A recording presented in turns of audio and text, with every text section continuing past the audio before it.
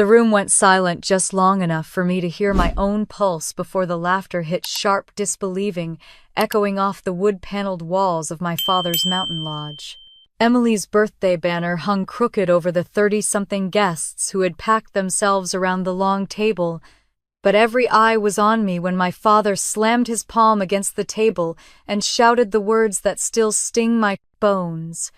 "You'll be grounded until you kneel and apologize to your sister grounded." At 29, in front of almost every relative we had in Colorado, someone snorted.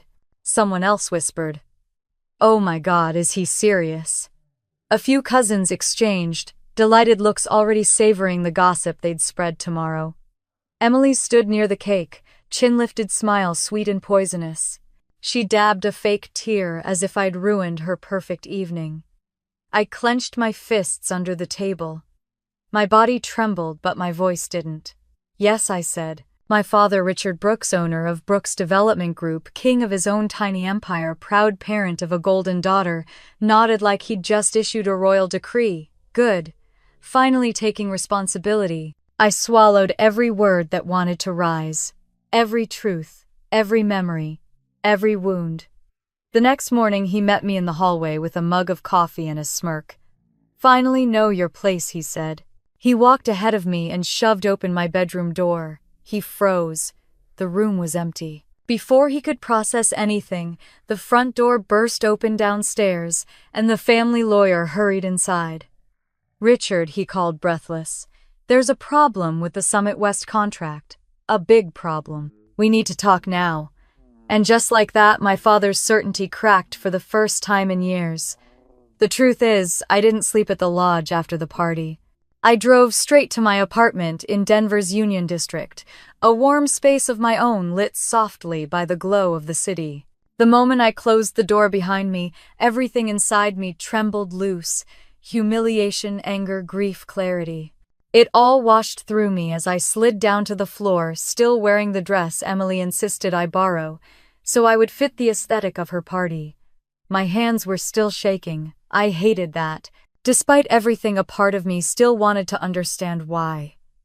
Why the man who raised me after my mother's death could turn cruel so easily. Why Emily had always been granted every excuse, while I was treated like an inconvenient guest. Why being grounded like a child at 29 still hurt so deeply even when I knew better. My phone buzzed with a text from a blocked number. "Did he really ground you?" I deleted it. I couldn't handle sympathy. Not yet. I stood forcing myself back into the disciplined rhythm that had kept me alive all these years. I hung up my coat, I poured water, I washed off the makeup that had melted during the confrontation, and when the trembling stopped, I packed my bag for the morning, because the next day wasn't just another day in my family's chaos. It was Monday. Skyark Technologies didn't wait for my feelings. By 8 a.m., I was riding the elevator to the 32nd floor of Skyark Tower, the glass high-rise that reflected the Rockies like a painting.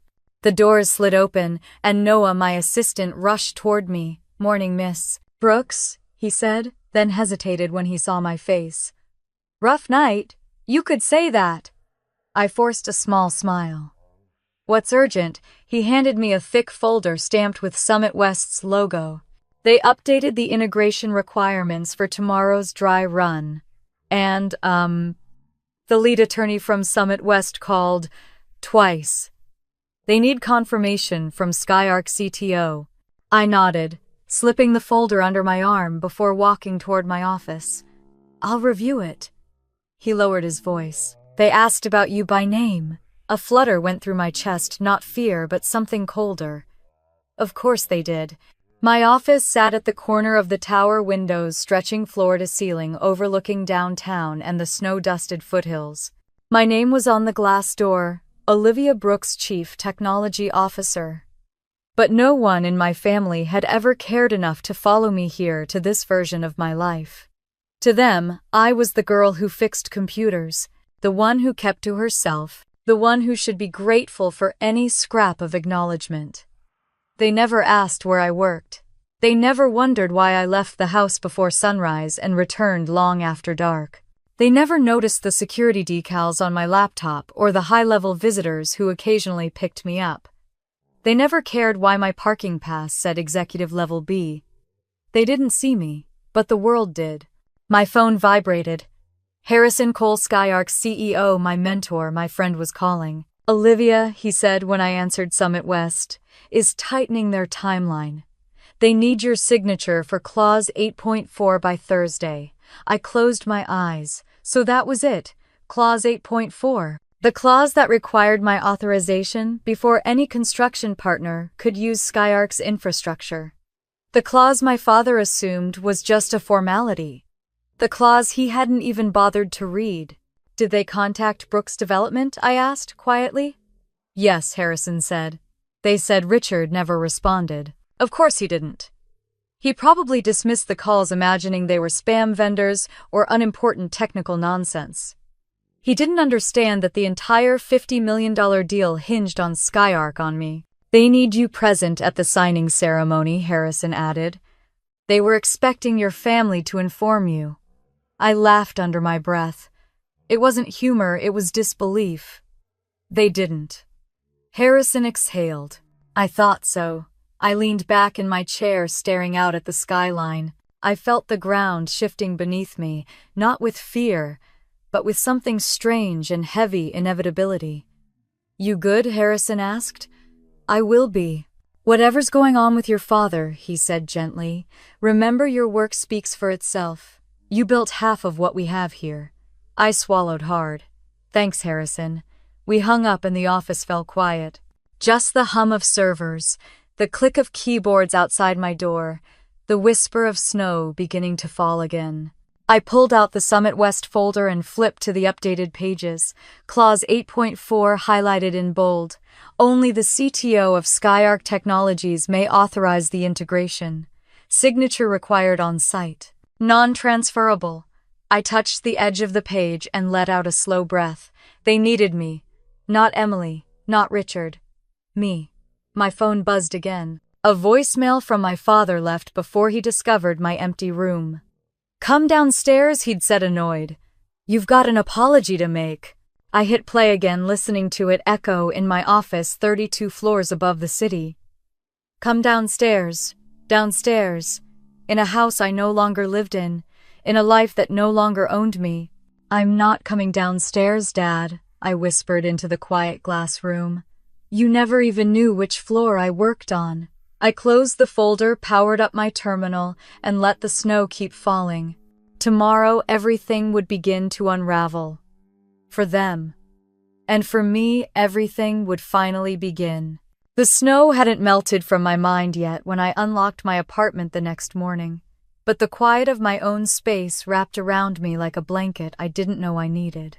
Sunlight slid through the tall windows of my Union District loft, warm and gentle, so unlike the cold glare of my father's lodge.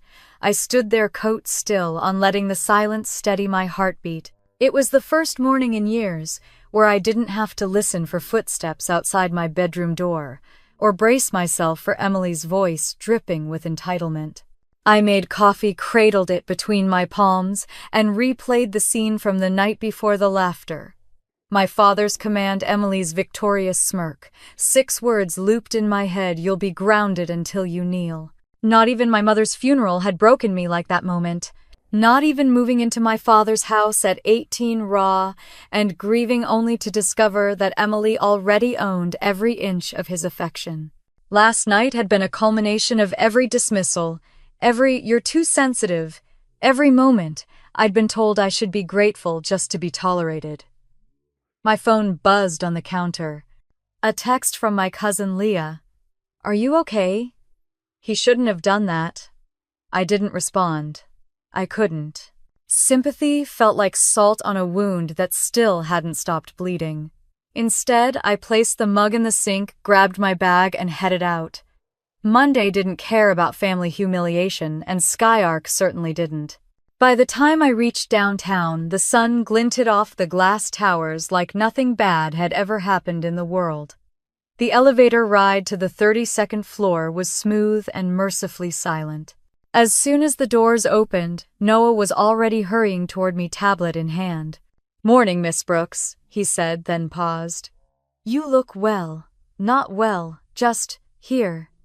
"That's enough," I said, managing a tired smile. "What do you have for me?" He handed me a folder with the Summit West logo. "Updates are inside. Also, the lead attorney called twice. They're trying to confirm your availability for the signing ceremony." "Availability," I repeated. "Funny." "Yeah," he said cautiously. "They also mentioned reaching out to, well, your family." "I know," I said. "They didn't tell me." Noah pressed his lips together, but he didn't ask questions. He never did. He just gave a small nod, the unspoken kind, that said he understood more than he let on, then stepped aside so I could pass. My office felt like stepping into another life, a life built by my own hands. The floor-to-ceiling windows looked out across Denver, the mountains standing tall in the distance like silent witnesses. My name was etched on the frosted glass door.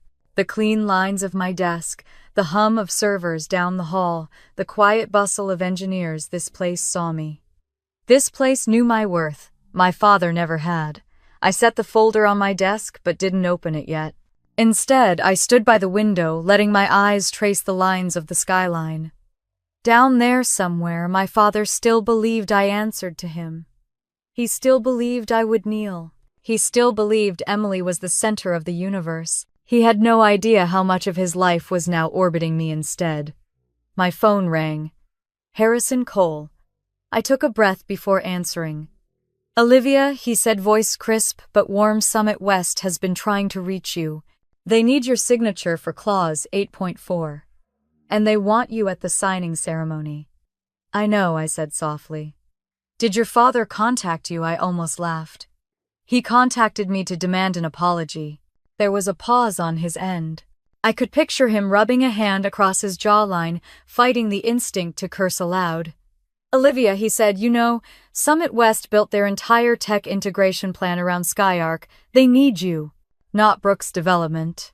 "I know. Clause 8.4 is crystal clear," he continued. "Without your signature, they can't legally proceed. Your father should know that." "He didn't read it," I said. "Or if he did, he assumed it didn't apply to me." "Do you want me to handle communication with them?" he asked. "No," I said. "I'll handle it." "Good," Harrison replied. "And Olivia, whatever is happening with your father, it doesn't change the fact that you built this. You earned your role. Don't let them pull you backwards." After we hung up, I opened the Summit West folder. Clause 8.4 stared back at me in bold letters.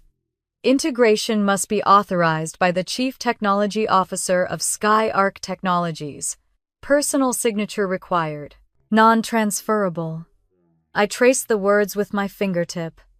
My signature. My authority. My terms. The irony hit me like a cold gust of air from the Rockies. While my father had been grounding me, treating me like an unruly teenager, publicly humiliating me like a child, Summit West had been searching for me, the adult, the CTO, the technical backbone of their $50 million project. How poetic, how painfully predictable.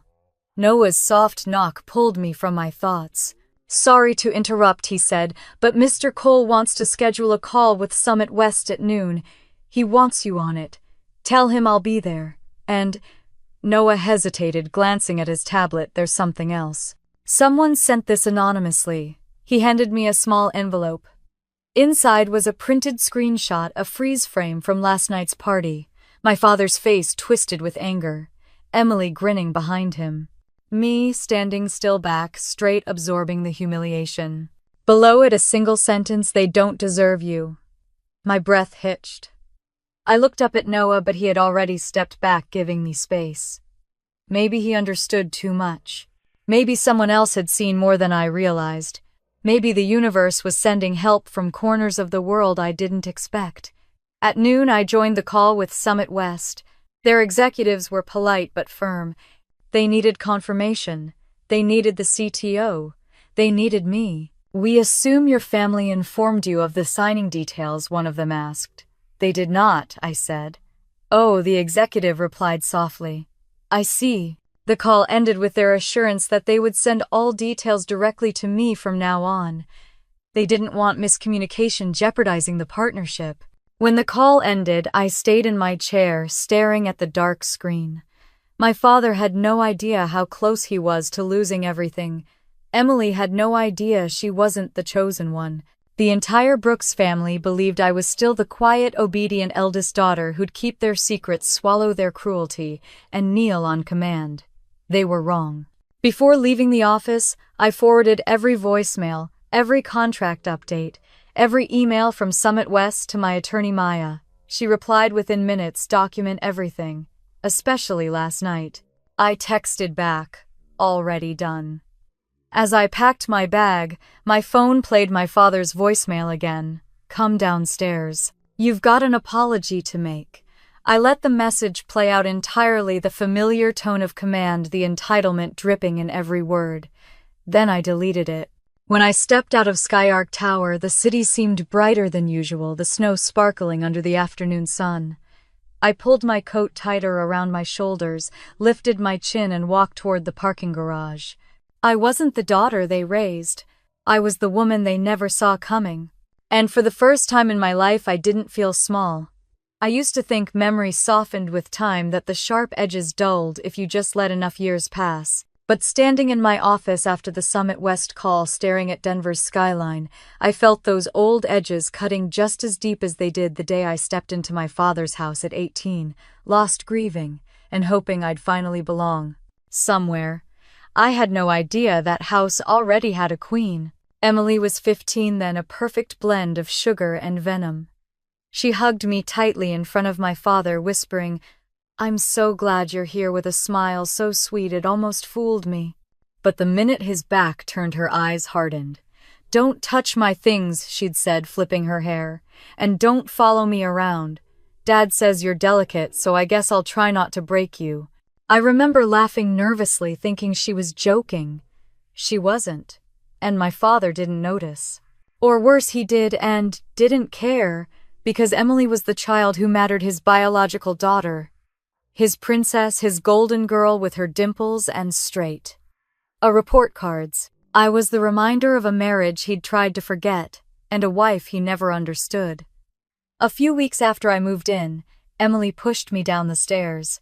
I can still feel the shock of my body hitting the wood, my knees scraping raw, my palms burning. Emily let out a high-pitched scream and rushed to my father as he ran toward us. She tripped, she cried. I tried to help her. He held her, soothing her tears, while I sat at the bottom of the stairs, dizzy and aching. He never asked me what happened. He just said, "Olivia, you need to be more careful." Emily's worried sick. That was the first time I felt myself disappearing. Years stretched forward from that moment, all cut from the same pattern. Emily would cry, Dad would comfort her. Emily would lie, Dad would believe her. Emily would succeed, Dad would celebrate her. I became the shadow between them, a placeholder, a body in a room that neither of them wanted to acknowledge. When I was 21, I stayed up an entire summer building a digital inventory and scheduling system for Brooks' development, because their old one was practically held together with duct tape. I coded until my eyes blurred, weaving structure into a business that desperately needed modernization. A month later, I sat in a meeting with Dad, Emily, and a group of investors. Emily stood at the front of the conference room, clicking through a polished slideshow. "And that's the new system I designed," she said, smiling wide. I felt my breath leave my body. My father applauded. Investors nodded approvingly. Emily met my eyes for the briefest second, smirking. I waited for Dad to correct her. He didn't. When the meeting ended, one investor approached me discreetly. "Didn't you build that system?" he whispered. I nodded once. He sighed. "Then why doesn't your family see you?" I didn't have an answer. I still don't. Back in the present, a soft knock on my office door pulled me from those memories. One of the data engineers, Matteo, peeked inside. "Hey," he said gently. "We saw the Summit West update. You good?" I nodded. "Just thinking." He hesitated, then added, "People like your father, they never realize the value of quiet strength until they lose it." He closed the door, leaving me with the truth of his words hanging in the air. Quiet strength. I had carried it for years while Emily carried entitlement. The pattern didn't stop after college. If anything, it escalated. Emily's ambition grew teeth. She wanted to run Brooks Development, be the face of the company, be the daughter Dad bragged about on every golf course in the state. And she wanted me out of the way. She'd corner me in hallways whispering, "Dad says you don't have leadership instincts. That's why he trusts me with everything." It didn't matter that she couldn't explain what a zoning variance was. It didn't matter that she didn't know the difference between a contractor and a subcontractor. It didn't matter that she made mistakes, big ones, because Dad always redirected the fallout, including the disaster last year. Emily mishandled a project for a major client, botching budgeting, ignoring permit deadlines, and sending out an incorrect blueprint. The mistake cost $3 million in potential penalties. Dad was furious, pacing the office and ranting about incompetence. Emily's eyes filled with crocodile tears. "Olivia was supposed to check my work," she wailed. "She let me down." Dad's gaze snapped to me. "Is that true?" "No," I said. "I wasn't assigned to that project. He didn't hear me. Or maybe he didn't want to.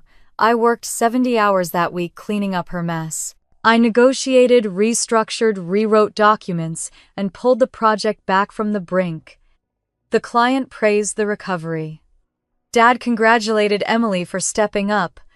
I didn't even get a thank you, but that was the moment something in me began to shift.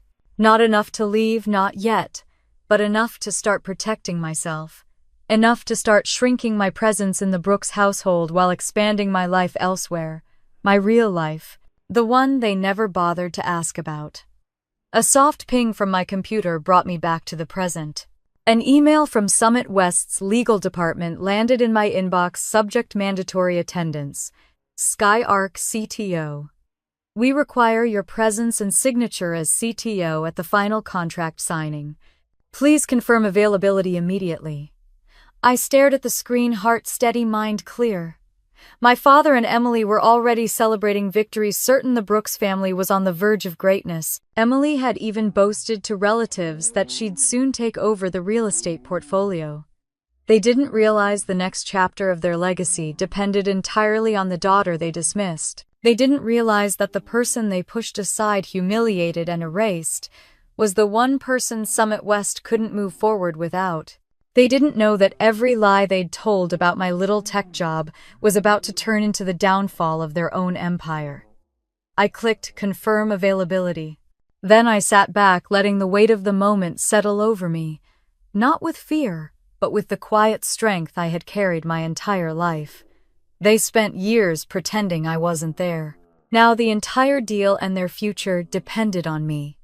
I arrived at SkyArc just as the sun broke over the Rockies, washing the glass tower in a gold that felt too gentle for the day I knew was coming.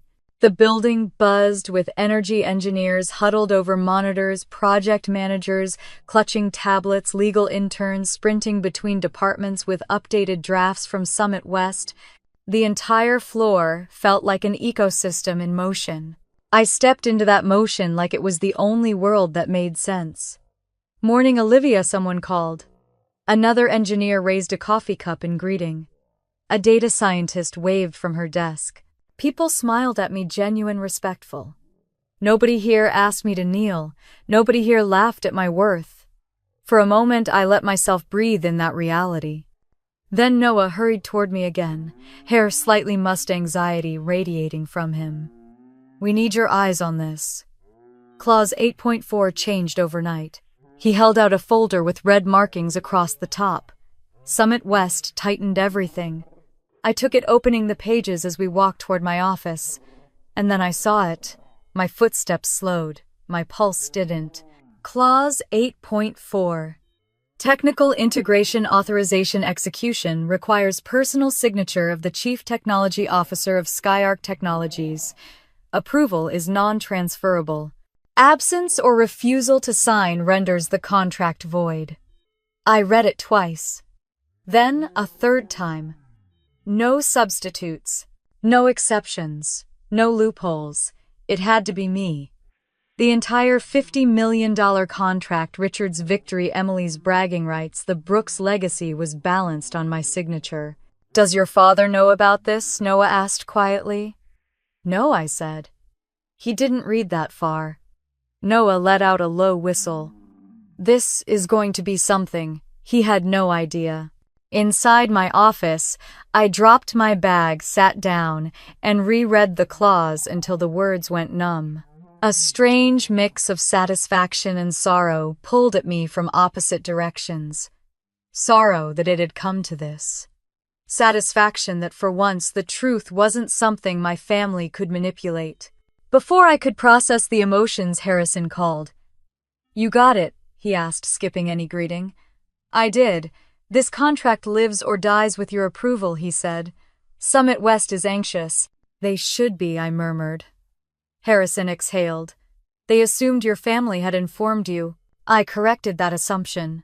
I closed my eyes, picturing the avalanche this would trigger once my father realized the truth. "What happens now?" "They want you at the signing ceremony," Harrison said. "And Olivia," his tone softened. "This is your moment. You decide how to handle it." "I know," I said. I hung up and stared at the city below. So many years I felt powerless in the Brooks house, silenced, minimized, erased. Yet here, 32 floors above Denver, I was the one holding the pen that could reshape their future. Maybe mine too. A sharp knock interrupted my thoughts. A Summit West attorney popped her head in through the doorway. "Miss Brooks," she said, "we'll need your input by the end of the day. And your father's team still hasn't responded to our requests for his availability." "Of course they hadn't. Send everything directly to me," I said. "From now on." She nodded and left quickly. I sank deeper into my chair, overwhelmed not by fear, but by clarity. This was the point of no return, though maybe I had crossed it long before last night's humiliation. My phone buzzed again. A message from an unknown number. "Heard the Brooks deal is shaky. Heard you're the reason." I didn't respond, but my stomach tightened, not from guilt but anticipation. I knew exactly where my father was in all this. His office at Brooks Development, probably telling anyone who would listen that the deal was already in the bag, that Emily was the rising star of the company, that I was just IT support who couldn't possibly handle real business. I opened my laptop and pulled up the Summit West integration plan. The entire technical foundation of the project architecture permission systems was Skyarc's work. My work. Without me, the building plans were just plans. Their future skyline project was just lines on paper. I wondered if my father had even asked Emily what Skyarc did. I wondered if he'd ever bothered to Google it. I wondered if he had any idea that Skyarc's valuation had crossed $400 million last quarter. He never asked, he never cared, he never looked. But someone else was looking now. My cousin sent me a screenshot of Emily's latest social media post. Emily Brooks, future CEO of Brooks Development, cocktail in hand, heroic lighting caption, "Soon to be running the family empire. Dad believes in me." The comments were nauseating. "She deserves it. Such a powerhouse woman, Emily for president of construction." I knew those lines. Crafted narratives. Projection. Performances. She'd been performing her whole life. I returned to the contract file on my screen, reading through deadlines and legal obligations. My father had committed publicly to deliverables that depended entirely on Skyarc. He'd boasted to relatives, bragged to associates, and even promised Emily a new office. But he hadn't even bothered to call Skyarc. He didn't know he needed me. Yet. A new email from Summit West pinged on my screen. "We will require Miss Olivia Brooks' signature no later than Thursday morning. Please confirm her presence at the signing ceremony." I imagined my father tossing letters like this aside, assuming someone else would handle them. He always assumed someone else would clean up the mess. Usually that someone was me. Not this time. As evening rolled in, I packed up for the day. I saved every email, backed up every file, printed copies for my attorney. Then, as I walked toward the elevator, my phone buzzed again. A voicemail from my father. I put it on speaker as the elevator descended. Olivia, where are you? Emily and I are waiting downstairs. You owe your sister an apology. Don't make this worse. Downstairs. Always downstairs. Always beneath them. My reflection stared back at me in the elevator's steel walls, and for the first time I didn't see the girl who lived in the Brooks Lodge. I saw the CTO of Skyark Technologies. I stepped out of the elevator, walked through the marble lobby, and out into the cold. The air tasted like freedom and endings. Behind me, the tower glowed against the falling snow. Ahead of me, the Summit West signing loomed like a storm, one that my father still didn't see coming. But I did. He spent years building a kingdom he thought Emily would inherit. He spent years training me to be invisible. He spent years underestimating me. And every one of those years led to this moment, the moment his future depended entirely on the daughter he tried to erase. The phone call from Harrison ended, but the hum of Skyark didn't soften. If anything, the tension in the air sharpened. I could feel something shifting beneath the surface of my life, slow, seismic, unstoppable. And for once, I wasn't afraid of the change. I was bracing for it. I stayed in my office until after 9 that night, reviewing integration notes and drafting responses to Summit West. When I finally shut down my monitors, the building was quiet except for the cleaning crew and the elevator's distant chime. I grabbed my coat, slipped my Skyark badge into my bag, and headed downstairs. Snow dusted the streets, soft flakes drifting beneath the lamplight. I crossed the plaza toward the parking garage, pulling my scarf tighter against the cold. But the moment I stepped into the shadowed corner near the stairwell, a familiar voice stopped me. Liv, I turned. Leah stood there, hugging herself against the cold, her eyes wide and worried. Leah, what are you doing here? I texted you. You didn't respond. She swallowed. So I came to find you. It's urgent. My stomach tightened. What happened? She stepped closer, lowering her voice. Your dad and Emily, they're telling everyone you're unstable. I blinked. What they said last night was a mental breakdown. That you stormed out because you're jealous of Emily. Leah shook her head. And they're spreading it fast. Aunts, uncles, cousins. Everyone's repeating it.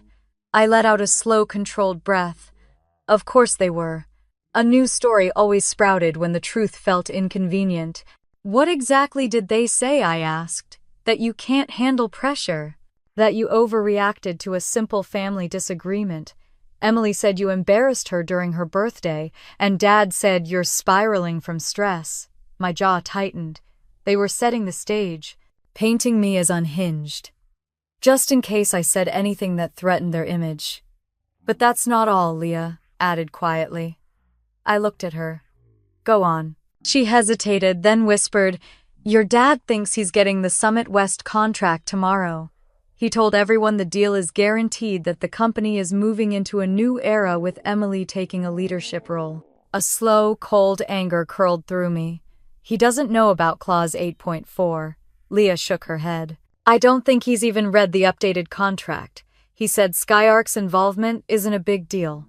My father, the man who couldn't be bothered to read the agreement that would determine his entire company's future. The man who grounded me like I was a rebellious child. The man who was now telling everyone I was unstable. The irony burned like acid. Thank you, I said softly. There's more, she whispered. Emily said something tonight. To Dad. I overheard it. What she said, don't worry, Olivia will sign anything once she realizes she has nowhere else to go. My breath hitched, rage, disappointment, clarity, all blending into a single sharp note. They still believed they owned me. They still believed I needed them. They still believed I was the same girl who sat at the bottom of the stairs at 18, waiting for someone to notice her. Leah, I said gently, they're wrong. She nodded. I know, I've always known, but I don't think they do. We stood in the cold for a long moment, snow settling on our hair. Be careful tomorrow, she whispered. They're going to push you hard, Liv. Harder than you think. They're backed into a corner, and people act ugly when they feel threatened. I know how ugly they can get, I said. Leah's eyes softened. You deserve better than all this. You always have. She turned to leave. I watched her climb into her car, watched the taillights fade into the swirling snow. Then I whispered to no one. This time they'll finally see it. When I reached my apartment, I locked the door and leaned against it, letting the quiet settle around me. My bag thumped heavily to the floor. My shoulders dropped. The day's weight spilled through me like water. I stepped into my small kitchen, poured a glass of cold water, and stared out at the city lights. Denver was beautiful at night, gold and blue and endless. The opposite of my father's lodge, with its dark hallways and colder hearts. I put the glass down and pulled out the folder I'd picked up from Skyark's legal team earlier. Every page was crisp, precise, undeniable. Clause 8.4. Exclusive authorization. My signature. My terms. My power. The girl they ignored was holding the fate of their entire company. The daughter they humiliated was the one the world needed. I flipped to the next page and stopped when I saw the familiar blue logo Summit West's letterhead. Near the bottom was a typed note. We appreciate Miss Brooks's expertise and leadership. Her contributions have been remarkable. We look forward to her continued partnership. Remarkable. No one in my family had ever used that word about me. Not once. They'd used words like dramatic, oversensitive, quiet, difficult. Emily had called me boring. Dad had called me the steady one, which was really just another word for invisible. But here I was, valued, respected, needed. And tomorrow, that truth would collide with the fantasy they'd built. The fantasy where Emily was the star and I was the shadow. I closed the folder and took out my laptop, forwarding every document, every voicemail, every update to Maya, my attorney. She wrote back within minutes. Good. Document everything, especially conversations from last night. Prepare for escalation tomorrow. I typed back, I'm ready. I wasn't sure I believed it fully yet, but I wanted to. Before bed, I sat by the window watching snow fall across the city like glitter shaken from a dark sky. Lights glowed warm in neighboring high-rises. Cars crawled below their headlights, streaking through the night. For the first time in my life, I felt the shift, the threshold, the moment before a storm breaks, not the kind that destroys, but the kind that reveals. Tomorrow, the Brooks family would see a version of me they had never allowed themselves to see. The CTO, the architect of Skyark's technology. The woman with her own life, her own success, her own power. And I knew something else too. They weren't just afraid of losing a contract. They were afraid of losing control over me. I closed the blinds, slid under the blankets, and let the hum of the city lull me to sleep. Tomorrow the fight would begin.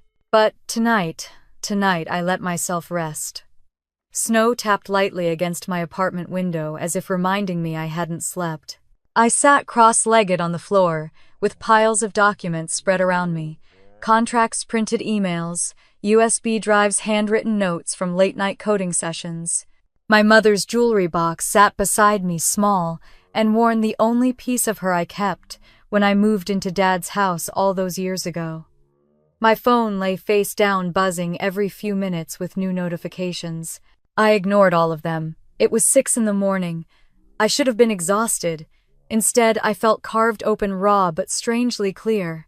The humiliation at Emily's party, replayed again and again, not as a wound, but a turning point. A moment I could no longer pretend something in that house was fixable. A moment where my father's voice, the man who once taught me to ride a bike, who once said I was the strongest girl he'd ever met, turned cold enough to freeze bone.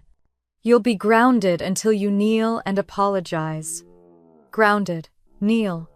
It echoed differently now, not as shame, but as fuel. I packed silently, sorting my life into careful piles. Things I needed, things to archive, things to burn from my memory. My Skyark badge rested in my palm for a moment, smooth cold metal with my name and title etched cleanly, Olivia Brooks, Chief Technology Officer. I slipped it into the inner pocket of my tote bag. The version of me they pretended didn't exist. A sharp burst of vibration made me flinch. Another voicemail, same number, same voice. I didn't listen. I didn't need to. Then the next vibration, my attorney. I answered immediately.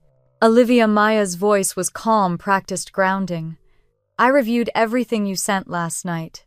And your family's actions aren't just unethical, they're potentially criminal. Coercion, fraudulent misrepresentation of asset value, attempted forced transfer of equity. She exhaled. If they escalate, I can bury them. I nodded, even though she couldn't see me. There's something else. I need you to review the updated Summit West contract. I already did, she said. Clause 8.4 leaves zero room for interpretation. And according to the timestamps, Summit West contacted you directly before contacting them. They never told me, I whispered. Of course they didn't. But Olivia, her tone sharpened. They need you far more than you need them. My chest tightened, not with fear, but with validation so sharp it almost hurt. I'll be ready, I said. Document everything, Maya added, especially tomorrow night. If they publicly threaten you again, it strengthens your position. I hung up and stared at the piles of paper around me. I was building something, evidence, boundaries, truth, a fortress brick by brick. I turned to a small cardboard box tucked under the coffee table. The last box I'd never unpacked since moving into this apartment. Dust coated the lid. I pulled it open slowly. Inside were bits of a life I'd hidden even from myself, old Stanford notebooks, coding competition ribbons, photos of my mom and me at a science fair. And at the very bottom, a faded leather journal wrapped around a tiny brass key. My breath caught. I'd forgotten about the key. It was the same shape, the same metal, the same ridged edges as the one I'd seen in my father's study a few weeks ago, tucked behind a stack of files Emily had knocked over. The key to his old safe. My hands trembled as I held it. What secrets had he locked away? What documents had he hidden? What truths about my mother, about the company, about me were sealed in that box? But the answer would come later. Tonight my father would be too distracted to guard anything, and I wasn't afraid of the dark corners of his office anymore. I placed the key in my coat pocket. A soft chime from my laptop brought me back. A message from a Skyark engineer boss. Did you know your dad called last night? He asked for access to your files? It flagged it. Ice slid down my spine. I typed quickly, do not give him anything. And log every attempt. Already done, the engineer replied. For 3 years my father never cared what I did at Skyark. Now he wanted access. Something was shifting on his side too. Panic, maybe. Or suspicion. But he was too late. I opened another letter, one from my mother, written when I was 16. Her handwriting was shaky from chemo, but her words still carried that quiet strength she always tried to give me. If they ever dim your light, step away and let them face the dark themselves.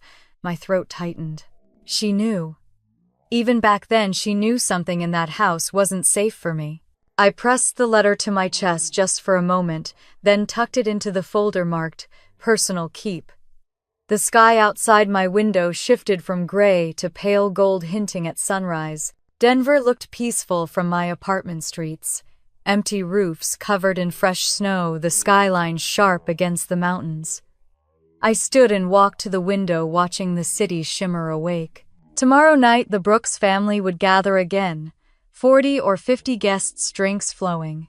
Dad glowing with pride over his perfect daughter Emily, basking in the light of attention she craved like oxygen. And they would call me forward, and they would expect me to kneel, and they would try to force my hand again. But this time I wouldn't walk in as the invisible daughter. I would walk in as myself. I turned back to the table, gathering the documents into organized stacks. Stack 1 Summit West evidence, emails, contract drafts, integration notes. Stack 2 coercion evidence recordings, printed text signatures they tried to force. Stack 3 personal records, my mother's letters, Skyark patents, ownership documents. Everything had a place. Everything had purpose. My life wasn't chaotic anymore. It was a strategy. Just as I zipped the final folder shut, a soft knock sounded at my door. My pulse spiked until I saw who it was, Leah again, eyes red from crying, jacket dusted with snow. "I couldn't sleep," she said. And I remembered something else. She stepped inside, shivering. "Emily told Veronica last week she was going to take everything from you. That she deserved your tech success because you didn't have the personality to be the face of anything." My jaw clenched, but I stayed silent. Leah continued. "She said you were only good for grunt work. That Dad should have sent you away after college." A cold, familiar ache spread through my chest. Not shock this time. Recognition. "Thank you," I said. Leah grabbed my hand, squeezing tightly. "Whatever happens tomorrow, you're not crazy, Olivia. You're not the problem. They are." I didn't cry. I didn't break. I just held her hand for a long moment. "Go home and sleep," I whispered. "Tomorrow will be heavy." She nodded and left, leaving a faint trail of melting snow across my hallway. When the door clicked shut, I exhaled slowly. This wasn't just a confrontation anymore. It was a reckoning. I lifted the Skyark badge from the table, feeling the solid weight of it in my palm. Tomorrow night I would walk into the Brooks Lodge with truth in one pocket and evidence in the other. And when they demanded obedience, demanded submission, demanded I remember my place, I'd show them exactly where I stood. I slipped the badge into my purse, zipped it closed, and whispered, "Tomorrow, they'll finally see me."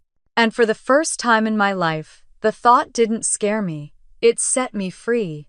The Brooks Lodge glowed like a lantern against the snow, its windows spilling warm light across the icy driveway as cars lined both sides of the long stone path. 40 to 50 guests were already inside, voices, rising glasses, clinking laughter, echoing across the massive cedar beams. From the outside, it looked like a celebration. From the inside, I knew it would be a battlefield. I stepped out of my car, smoothing my coat, steadying my breaths. My bag felt heavier than usual, documents, backup drives, recording devices. Truth weighed something, I supposed. At the front door, a server paused when he saw me. "You're Olivia, right?" he whispered. "Your sister said we should keep an eye on you." He looked uncomfortable saying it. I smiled faintly. "Then she hasn't changed." The door swung open before he could respond, and warm air hit my face along with a wave of perfume, cologne, and forced cheer. Inside, the lodge had transformed into something theatrical. Fairy lights draped across the ceiling, a quartet playing near the fireplace, the scent of rosemary and roasted lamb drifting from the catering tables. It was too beautiful, too perfect, exactly how Emily liked her illusions. She stood near the center of the room, wearing a gold dress that sparkled under the lights. A small crowd surrounded her, friends, cousins, a few of Dad's business partners. Emily laughed at something, tossing her hair, tapping one perfectly manicured nail against her champagne glass. She didn't see me yet. Of course she didn't. I wasn't the one people were here to admire. Richard, my father, stood beside her, basking in the reflected glow of Emily's success. He shook hands with one of Summit West's junior consultants, bragging about upcoming expansions. He looked proud, confident, in control. He had no idea how fragile everything beneath him truly was. I walked further in. Conversations dipped when people noticed me. She came after all. Maybe she'll apologize. Poor thing. She's been acting strange. Emily told me she's under a lot of stress. The whispers wrapped around me like cold fingers, but I lifted my chin and headed toward the back of the room, letting myself become what I'd always been to them, invisible. But I watched everything. The way Dad hovered around Emily, the way guests gathered around him like he was royalty, the way Emily introduced herself to business associates as the future leader of Brooks Development. She even said it with a straight face. I was pouring myself a small glass of water when I heard Dad's voice carry across the room. "My older daughter," he chuckled. "Oh, Olivia just does IT stuff. She's reliable in her own way. Reliable. Small. Manageable." He used those words like praise when they were really chains. I didn't flinch. Not this time. They no longer had the power to shrink me. I turned to leave, but a hand brushed my elbow. Mrs. Carlson, an older family friend. Sweetheart, she said gently, you look tired. I'm fine, I said. She leaned closer, voice dropping. Your father loves you, you know. He's just under pressure. Pressure. The excuse of every manipulator. Enjoy the party, I said before walking away. But her expression, sympathy mixed with something else, made me wonder if certain people sensed what was coming. Emily spotted me then. Her smile froze, then stretched painfully wide. Oh my God, she squealed, walking toward me dramatically. Loud enough for nearby guests to hear. You made it. I was so worried you'd stay home and sulk. Hi, Emily, I said. She squeezed me in a hug that felt like a threat. Dad's so happy you're here. We all are. We want this to be a night of unity. Unity. She said it like a weapon. Her hand slipped around my wrist as she pulled me toward the center of the room. He didn't resist. Yet. Everyone, Emily called, raising her champagne glass. Before we continue celebrating, my sister has something she wants to say. A hush fell over the crowd. Many turned toward me with anticipation, some with pity, some with hunger for drama. Emily's eyes glittered with victory. Dad stepped beside her, his expression hardening. Olivia, we're waiting. I looked from face to face, familiar, distant, expectant. The living room felt smaller than usual, crowded not just with bodies, but with pressure, manipulation, old wounds. Emily stepped forward, gold dress shimmering. It's simple, she said sweetly. Apologize for ruining my birthday. Apologize for causing a scene. And sign the papers for the family. A murmur rippled through the room. Papers. Of course she brought them. Of course she wanted an audience. I stayed silent. Emily lifted her chin. Come on, Liv. Say you're sorry. Dad added, apologize. Kneel if you need to. Show respect. Someone gasped softly. Even for this family, his words were harsh. My heart beat once hard and steady. I wasn't trembling. I wasn't afraid. Not anymore. I don't have anything to apologize for, I said. Silence cracked open across the room. Emily blinked. What I'm not apologizing, I repeated calmly. Her smile shattered. Stop being childish, she hissed. Everyone is watching. I know, I said. Dad's face darkened. Olivia, don't embarrass this family again. You embarrassed yourself, I said quietly. A few guests stifled shocked breaths. Emily shoved the papers toward me, her voice shaking. Just sign the damn shares to me. Dad needs this. I need this. Stop being selfish. Selfish. After everything. I lifted the corner of the document just enough to confirm what I already knew. Transfer of ownership, beneficiaries, my equity. All neatly stolen in legal language. I let it fall from my fingers. No, I said. Emily's mask cracked completely. You should be grateful Dad took you in. He gave you everything. You owe us. I met her eyes. No, I don't. Dad stepped closer. Sign the papers or you're out of this family. My throat tightened, not with pain, but with a realization so clear it was almost peaceful.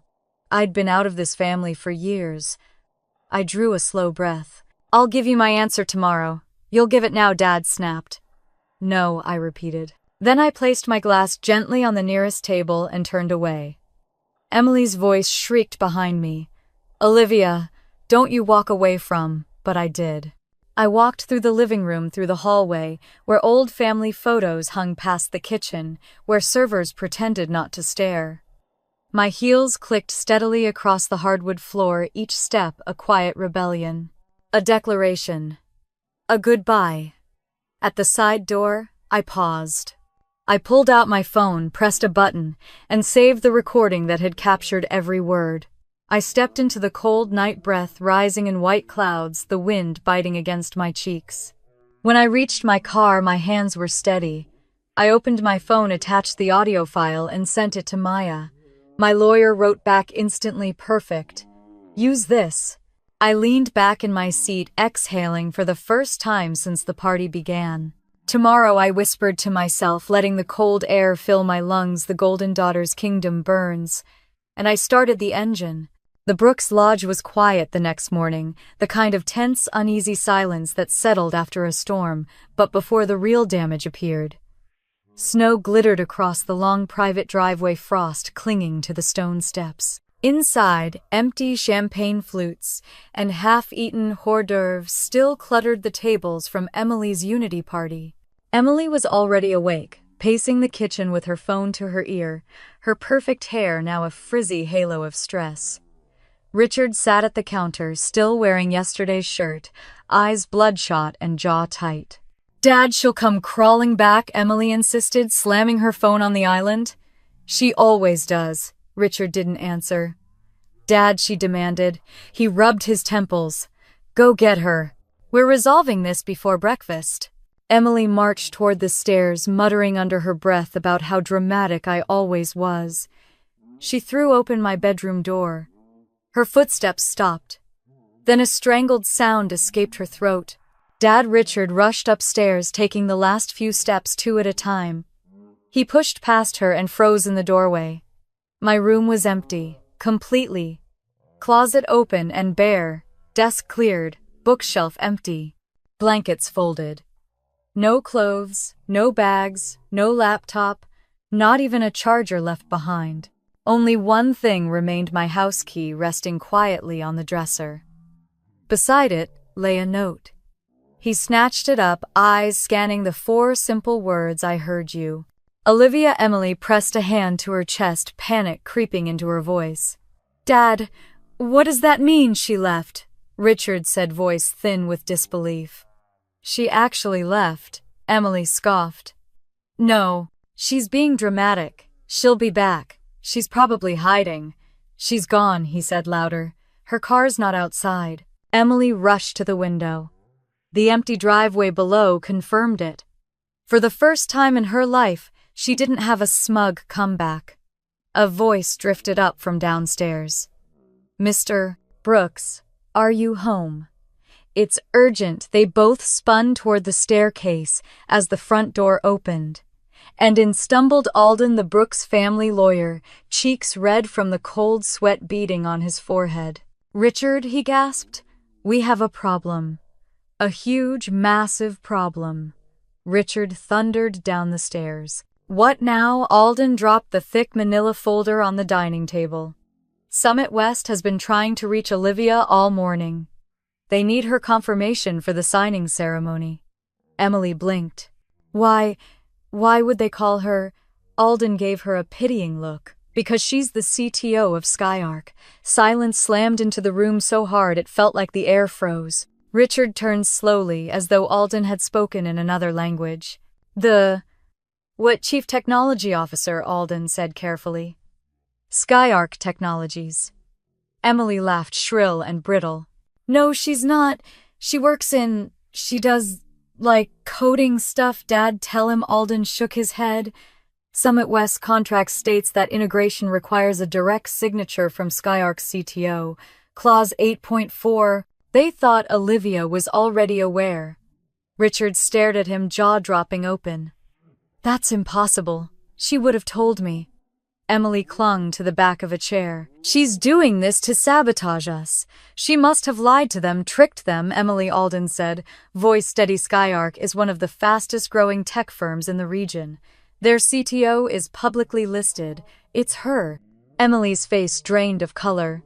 Richard grabbed the folder and flipped through the papers with frantic hands. His breath quickened. His eyes widened. "Oh my God," he whispered. Alden cleared his throat. "They need her signature, Richard. Without it, the $50 million contract is null." Emily staggered back as if someone had shoved her. No. This is wrong. This is Olivia we're talking about. Olivia. She's nothing. She's the key." Alden cut in. Emily stared at him, horrified. "Richard tried calling me. Straight to voicemail. Again. Straight to voicemail." "Try again," Emily hissed. He did. Again. Again. Nothing. "Call her friends," Emily said, pacing. "Call her co-workers.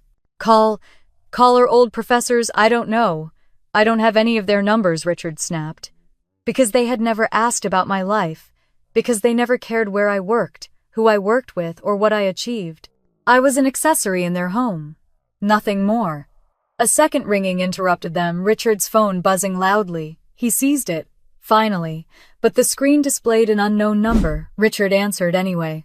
"Yes, Mr. Brooks," a professional voice said. "This is Kara Williams with Summit West. We urgently need confirmation from Miss Olivia Brooks. Is she available?" Richard swallowed hard.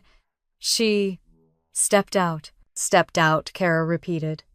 "We've tried all morning. Her email is the one on the contract." Emily mouthed at him, "Say she's coming." "She'll get back to you," Richard sputtered. She's busy." Busy, Kara's tone sharpened. "Mr. Brooks, if she can't confirm within 24 hours, we'll have to reevaluate the partnership. Clause 8.4 is non-negotiable." The line went dead. Richard lowered the phone, looking 10 years older. "What do we do?" Emily demanded. Alden adjusted his tie. "You don't do anything. Olivia does. And right now she's not answering." Emily blinked rapidly. "She'll come home. She always comes home." Alden shook his head. "Richard, if she refuses to sign Summit West walks." Emily's voice cracked. "Dad, tell him she can't do that. Tell him she's grounded." Alden stared at her like she'd lost her mind. Grounded. A 29-year-old woman, the CTO of the tech company they needed. It would have been funny if it wasn't so pathetic. Emily suddenly grabbed her phone and started furiously typing. "What are you doing?" Richard asked.